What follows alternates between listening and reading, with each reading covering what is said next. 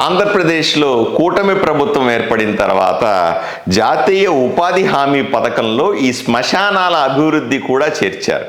చాలామంది నా దగ్గరికి వచ్చి అడుగుతూ ఉంటారు, మా గ్రామంలో శ్మశానాన్ని మనం కట్టించండి, లేదా దానికి సంబంధించిన వసతులు ఏర్పాటు చేయండి అని అడుగుతా ఉంటారు. ఈ అవకాశం ఇప్పుడు ప్రతి ఒక్క పంచాయతీకి కూడా ఉంది. కొన్ని ఏ కులానికి సంబంధించిన కొంతమంది కులాలకు సంబంధించిన శ్మశాన వాటికలు ఉంటాయి, దాన్ని అభివృద్ధి చేసుకోవచ్చు.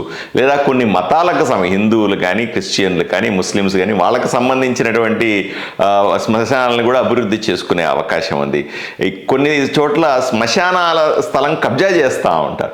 ఇవి కబ్జాల బారిన పడకుండా కాపాడుకునే అవకాశం ఈ పథకం ద్వారా వస్తుంది. దీంట్లో 20 లక్షల వరకు కూడా ముందు గేట్ పెట్టి ముందు వరకు కాంపౌండ్ వాల్ క్రియేట్ చేసి కొన్ని చోట్ల కాల్చే సాంప్రదాయం ఉంటుంది. అట్లాంటి వాళ్ళు కాల్చుకోవడానికి ఏర్పాట్లు, దానికి సంబంధించిన మిషనరీ, అలాగే పూజ చేసుకోవడానికి సంబంధించిన ప్లాట్ఫాము, షెడ్డు, ఇంక దానికి సంబంధించిన నీళ్ల ఏర్పాట్లు చేసుకోవడానికి, లేదా కూర్చొని తలనీలాలు తీసుకోవడం కానీ సాంప్రదాయాలు ఏమైనా ఉంటే అవి చేసుకోవడానికి అన్ని వసతులను ఏర్పాటు చేసుకోగలిగే విధంగా శ్మశానాల అభివృద్ధికి కేంద్ర ప్రభుత్వం ఈ డబ్బులు ఇస్తుంది.